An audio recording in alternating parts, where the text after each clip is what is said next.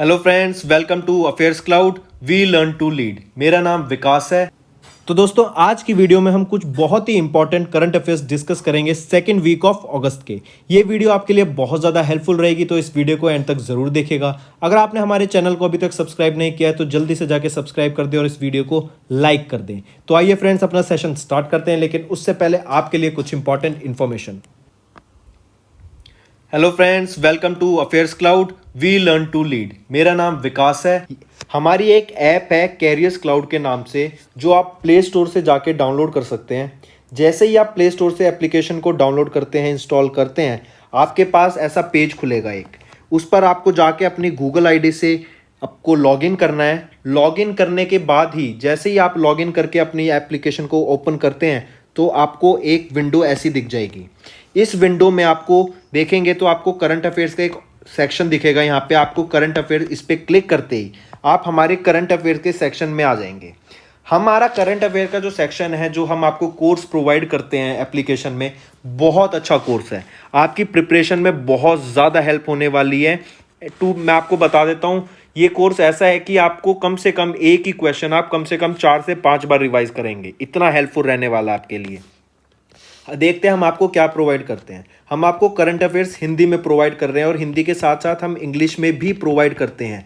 जो कंटेंट होता है वो भी हिंदी में लिखा होता है। पहली चीज़, हम आपको डेली करंट अफेयर्स प्रोवाइड कर रहे हैं। डेली पीडीएफ मिलेगी आपको, डेली आपको क्वेश्चन आंसर फॉर्मेट में मिलेगा। ठीक है, आपको डेली के 20 क्वेश्चन मिलेंगे, जिसको पढ़ के आप जिसकी अपनी प्रैक्टिस कर सकते हैं, और ये बहुत हेल्पफुल होता है रिवीजन में। क्वेश्चन आंसर्स मिलेंगे आपको करंट अफेयर्स के, current affairs format, question answer के फॉर्मेट में।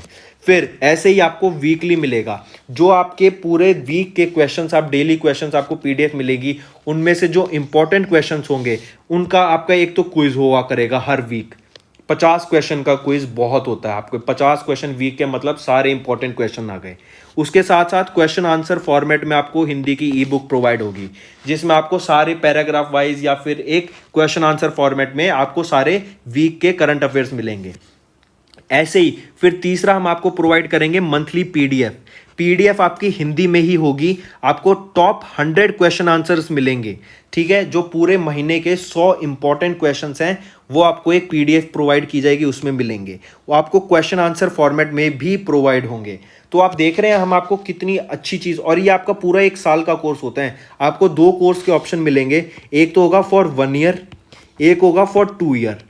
अगर आप न्यू एस्पिरेंट हैं, आपको मतलब अभी आपने प्रिपरेशन जस्ट स्टार्ट की है, तो आई विल सजेस्ट आप 2 साल का कोर्स परचेज करें। बट आप एक रेगुलर एस्पिरेंट है और पढ़ रहे हैं, तो आप 1 साल का कोर्स भी परचेज कर सकते हैं। इंपॉर्टेंट थिंग इसकी बात यह है कि हम आपको अलग बैंकिंग अवेयरनेस के भी क्वेश्चंस प्रोवाइड करते हैं। बैंक से रिलेटेड जो आपके क्वेश्चंस होंगे सब इसमें हम अपना कोर्स में कवर कर देते हैं। बहुत अच्छा कंटेंट होता है। कंटेंट में आपको कोई शिकायत नहीं होगी, एंड डेली अपडेट होता है। आपको डेली पीडीएफ मिलेंगी, उसकी भी कोई टेंशन लेने की जरूरत नहीं है आपको। ठीक है, इसके अलावा आप देखेंगे तो हम वेरियस एग्जाम्स की पीडीएफ भी प्रोवाइड करती हैं, जो आपको आगे क्वेश्चंस, आप आगे पेपर सॉल्व करने में बहुत हेल्प मिलेगी। अब कुछ क्वेश्चंस होते हैं, जैसे कि कई सारे इंपॉर्टेंट डेज हो गए महीने के, फिर बुक्स और ऑथर्स, कौन सी बुक रिलीज हुई है, कौन सी ऑथर ने क्या बुक अभी पब्लिश की है, फिर उसके बाद इंडेक्सेस हो गए, रिपोर्ट्स हो गई। ठीक है, फिर कोई फेस्टिवल सेलिब्रेट किया गया है या कोई योजना आई है। तो ये काफ़ी सारे टॉपिक्स होते हैं। तो ये टॉपिक वाइज करंट अफेयर्स भी हम आपको 20 टाइप के पीडीएफ प्रोवाइड करते हैं, जिसमें 20 अलग अलग टॉपिक्स होते हैं, और ये आपको हर महीने अपडेट होती रहती हैं ये चीज़। तो सोचिए आपको कितना अच्छा पैकेज मिल रहा है, कितना अच्छा कोर्स मिल रहा है। ठीक है, इसके अलावा देखो कितनी सारी चीज़ें प्रोवाइड कर रहे हैं हम आपको। इसके अलावा स्टेट करंट अफेयर्स, हर स्टेट के करंट अफेयर्स भी आपको इंडिविजुअली प्रोवाइड होते हैं इसके साथ। ठीक है, तो देखिए हम आपके लिए कितनी मेहनत कर रहे हैं। आपको कुछ नहीं करना, आपको सिर्फ सब्सक्राइब बटन दबाना है और हमारे चैनल को सब्सक्राइब करना है। इसके अलावा आप सभी फ्रेंड्स के लिए मेरी तरफ से एक गिफ्ट।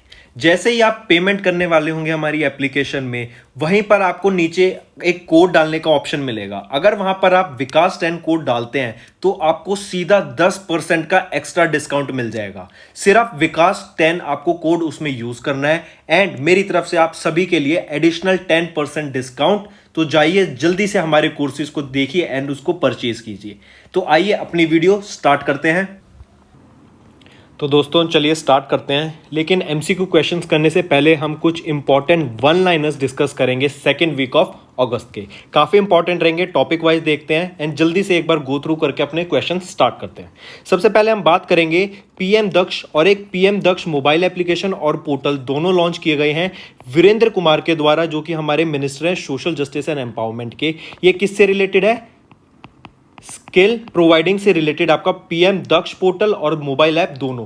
मतलब आपको पीएम दक्ष याद रखना है, बेसिकली ये स्किल प्रोवाइडिंग के लिए है। किसके द्वारा? Minister of social justice and empowerment Virendra Kumar के द्वारा लॉन्च किया गया।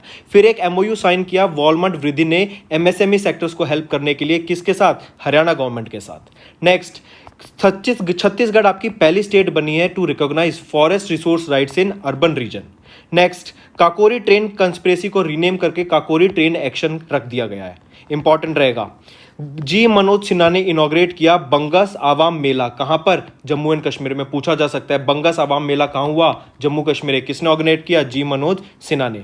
Next, India celebrated 75th independence day.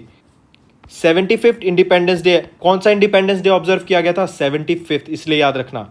Thaul, वाधवाना, Sultanpur, Bhindawas, ये क्या है? ये 4 इंडियन वेटलैंड्स है जिनको अभी रामसर साइट लिस्ट में ऐड करा गया। याद रखने की चीज काफी इंपॉर्टेंट, ढोल, वाधवाना, सुल्तानपुर और भिंडवास। नेक्स्ट हम बात करेंगे इंटरनेशनल न्यूज की। किरण रिजिजू ने अभी 8th SCO मीटिंग अटेंड की मिनिस्टर्स ऑफ जस्टिस की। इसके बाद मोहम्मद मोकबेर को क्या बनाया गया? अभी फर्स्ट वाइस प्रेसिडेंट बनाया गया। कहां का? ईरान का। इंडिया अभी 102nd रैंक पे आया new global youth development index में, और इस new global youth development index को टॉप किसने किया? सिंगापुर के द्वारा इसको टॉप किया गया। इसके बाद डॉक्टर राजकुमार रंजन सिन्हा ने इंडियन डेलीगेशन को लीड किया। कहां पर? 28th Asian regional forum ministerial meeting में। किसने लीड किया? राजकुमार रंजन सिंह ने।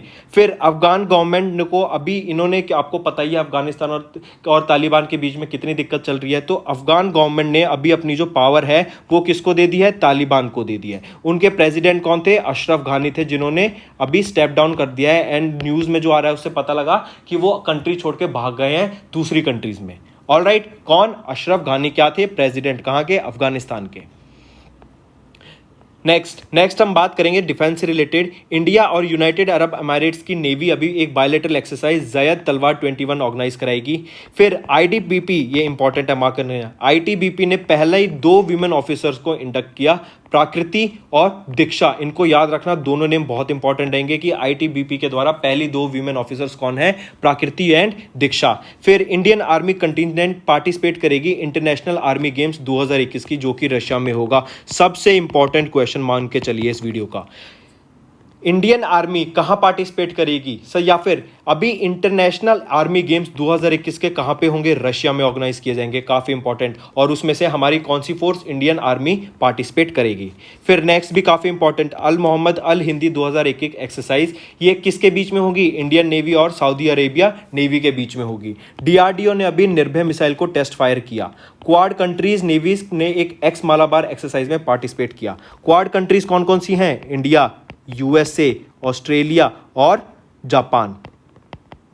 ठीक है। फिर नेक्स्ट रहेगा आपका Indian navy takes part with the US navy, कहां पे? सीकैट एक्सरसाइज में। ठीक। फिर साइंस से रिलेटेड GSLV F10, जो अभी आपने सुना होगा, इंडिया की, ये याद रखना, ये भी पूछ सकता है कि कहां, किस ऑर्गेनाइजेशन के द्वारा लॉन्च की गई। ये लॉन्चिंग के टाइम पे एक फेलियर आ गया, जिसकी वजह से ये अबॉर्ट करना पड़ा ये मिशन। GSLV F10 ये इसरो की सैटेलाइट थी, ये एक अर्थ ऑब्जर्वेशन सैटेलाइट है इंटेंडेड फॉर ऑर्बिट। ठीक है। नेक्स्ट हम बात करेंगे इंपॉर्टेंट डेज की, काफी इंपॉर्टेंट है, मार्क करके चलिएगा। 9 अगस्त को हम नागासाकी डे ऑब्जर्व करते हैं। एक चीज और इससे पहले याद रखो, 7 अगस्त को अभी हमने क्या ऑब्जर्व किया है? 7 अगस्त को याद रखना, नीरज चोपड़ा कौन है? इन्होंने अभी गोल्ड मेडल जीता है। कहां पे जीता है? टोक्यो ओलंपिक्स में इन्होंने गोल्ड मेडल जीता है। किसमें जीता? जेवलिन थ्रो में जीता इन्होंने गोल्ड मेडल। किसमें? जेवलिन थ्रो में। ठीक है।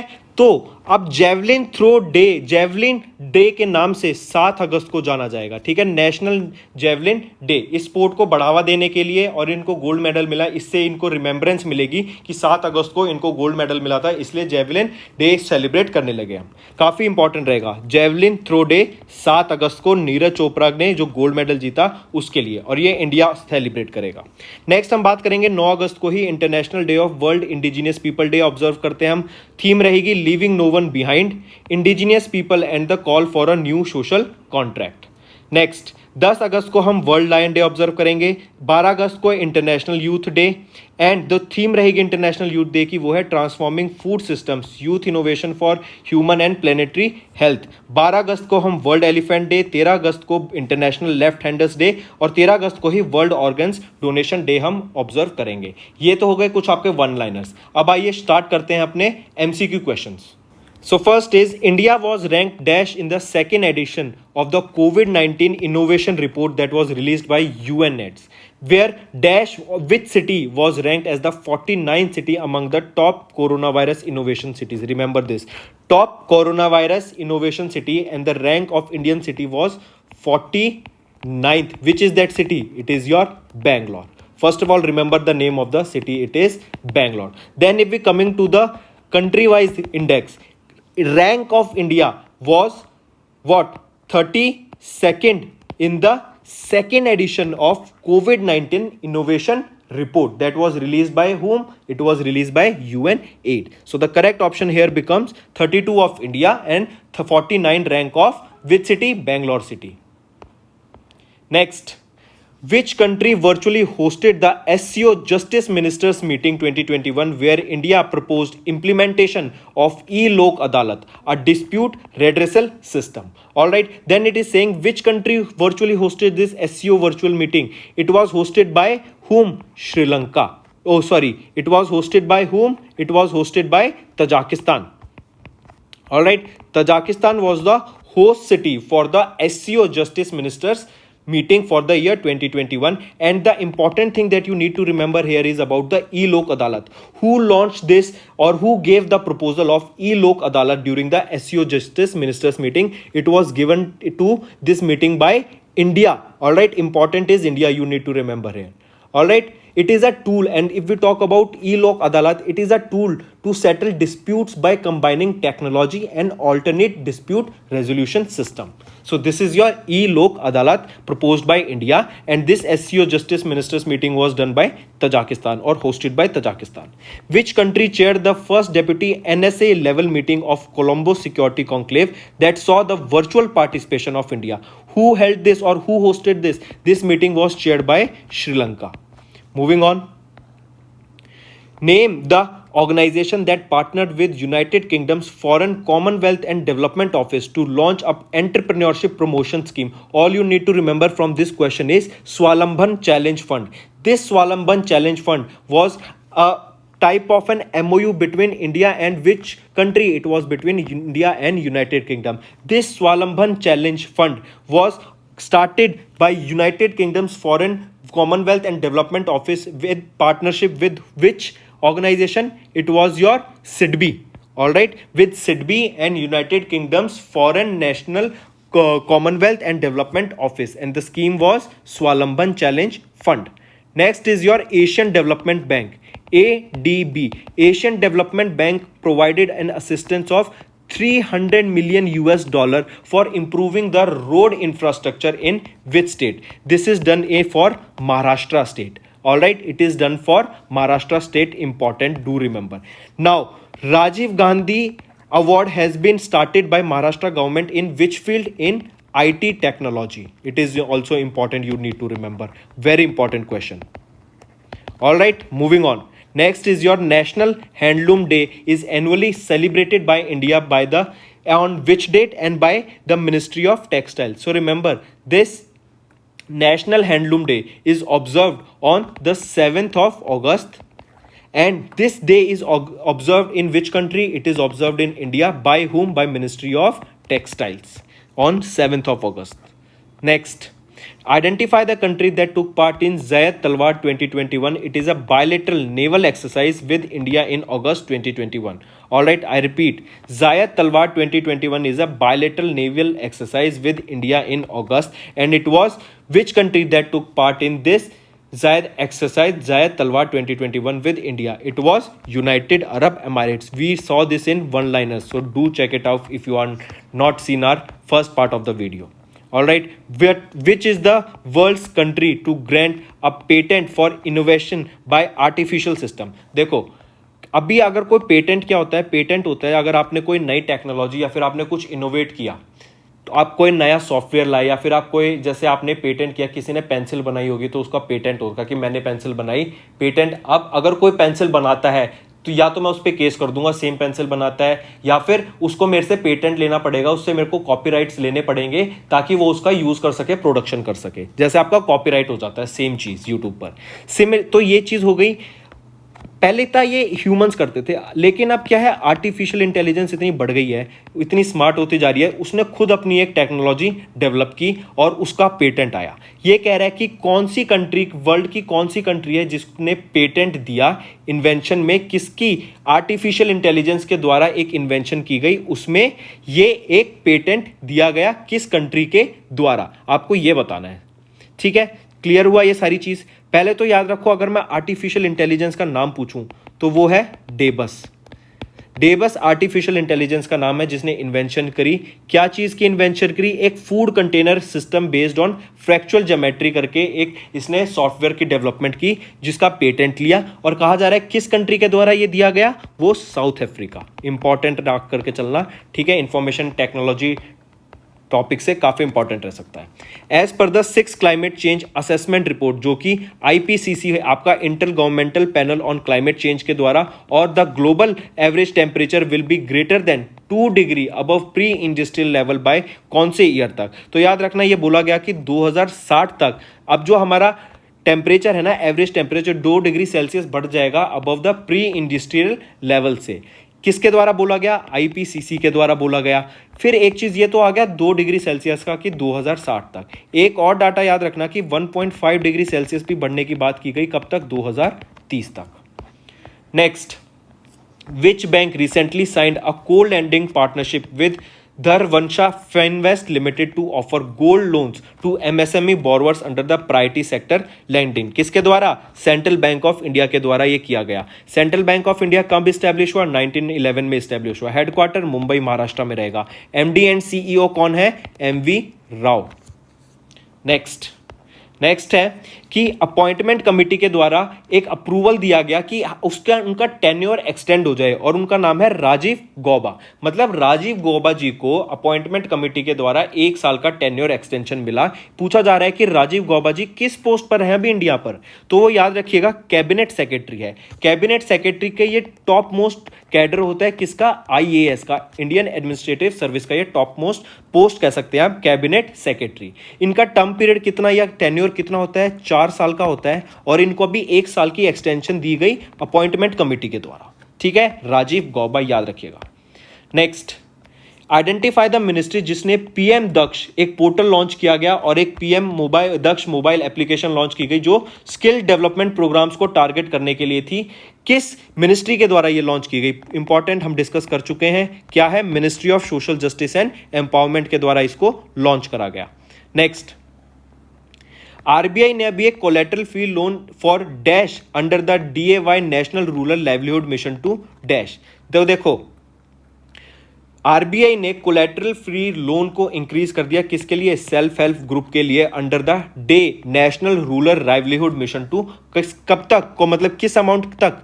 10 लाख रुपए तक। ठीक, 20 लाख रुपए तक उसको रिड्यूस कर दिया। तो क्या है वो इंक्रीज कर दिया उसको 20 लाख रुपए तक। तो कौन सा ऑप्शन हुआ? ऑप्शन 5।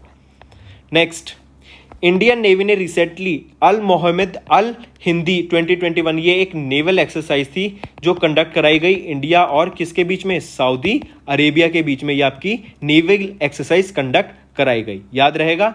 चलिए मूविंग ऑन।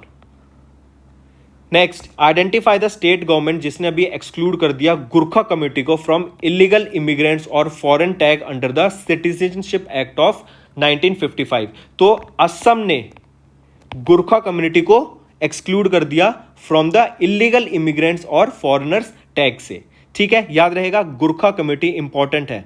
ऑलराइट, इसके साथ याद रखना जो असम ने ना हैज इंक्लूडेड गुरखा और 4 अदर ओहोम्स, मोरोन्स, मोतोक्स एंड चुटियास, इनको as protected class of persons, इनको किस में रखा गया? प्रोटेक्टेड क्लास ऑफ पर्सन्स में। ठीक है, किसके द्वारा? असम के द्वारा। ये 4 याद रखना और इंपॉर्टेंट गुरखा। Next, where was the first official meeting of G20 researchers meeting 2021 held which saw the virtual participation of India's education minister Subhash Sarkar? All right, I repeat, first official meeting of G20 research ministers 2021 held which saw the virtual participation of India's education minister Subhash Sarkar. Where was it held? It was held in Italy. Next, in August 2021, HCL Technologies became India's dash most valuable IT service company, while Dash is still the largest IT service company. HCL became the India's 4th most valuable IT service company, whereas TCS is your still the top or the largest IT service company of India. So it is your option 3rd. Next, who was appointed as the ambassador of RBI's awareness campaign on the digital banking frauds? These are none other than champion Neeraj Chopra. Alright, he won gold medal in Tokyo Olympic Games in javelin throw. Alright, and now javelin throw day will be observed on 7th of August. Next, PM Narendra Modi ने अभी launch किया प्रधानमंत्री उज्ज्वला योजना 2। ये एक scheme है जो कि टारगेट करेगी डैश। अभी देखो, सबसे पहले उज्ज्वला योजना क्या था कि हर घर योजना, हर घर उजाला, मतलब हर घर चूल्हा जलेगा। तो एलपीजी कनेक्शन सिलेंडर्स को देने की बात की गई। पहले उसमें पहला कब स्टार्ट करा गया था? 2016 में उज्ज्वला योजना 1 प्रधानमंत्री के द्वारा। अब उसका सेकेंड एडिशन लॉन्च किया गया कब? 2021 में। और इसमें बात की गई कि 10 मिलियन हम एलपीजी कनेक्शंस प्रोवाइड करेंगे। और ये किस मिनिस्ट्री के द्वारा? Ministry of petroleum and natural gas. तो करेक्ट ऑप्शन हो गया option 1। Next, as per the parliamentary data dash Indian census will be the India's first digital census that is to be conducted in dash languages.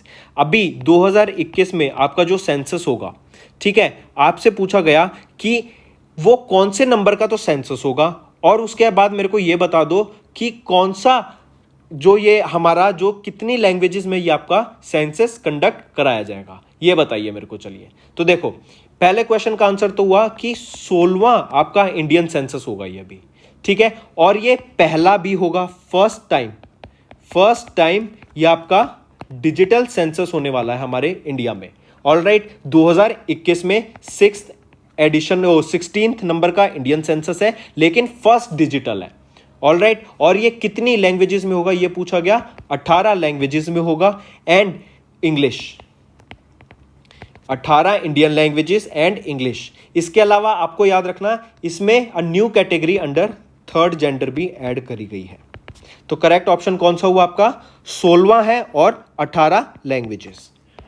Next, India was ranked dash in the global youth development index 2020 while the list was topped by dash. तो India क्या rank करा? 122वीं rank आई global youth development index में, जिसको top किसने किया था? सिंगापुर ने। हमें अभी ऊपर ये चीज पढ़ी थी। तो करेक्ट ऑप्शन हुआ option 4th।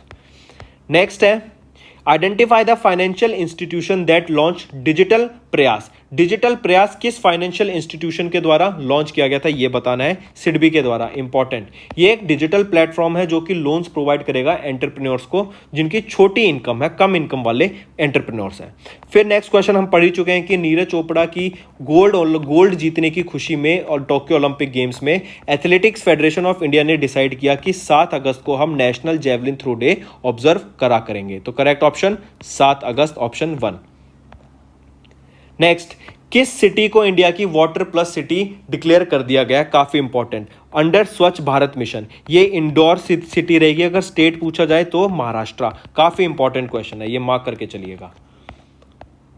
Next, India's Dash was awarded as the best airport in India's and Central Asia for the third consecutive time in the Skytrax World Airport Awards. किसको बेस्ट एयरपोर्ट अवार्ड मिला India का और central Asia का? तो यह है Indira Gandhi international airport. कहां पर है? न्यू दिल्ली में। फिर कहा जा रहा है कि फिर बताओ कि थर्ड कंसेक्यूटिव टाइम के लिए स्काईट्रैक्स वर्ल्ड एयरपोर्ट अवार्ड्स में हामद इंटरनेशनल एयरपोर्ट अवार्ड को बेस्ट वर्ल्ड का एयरपोर्ट अवार्ड मिला। ये पूछा गया कहां पर है ये एयरपोर्ट आपका? ये एयरपोर्ट है आपका कतर में, हामद इंटरनेशनल एयरपोर्ट।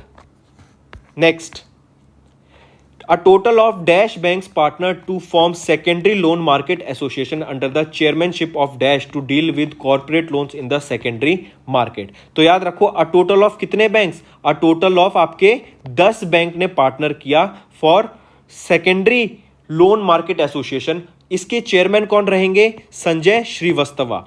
ठीक है, ये इनके चेयरमैन रहेंगे। और सॉरी, करेक्ट ऑप्शन है आपका ऑप्शन सी।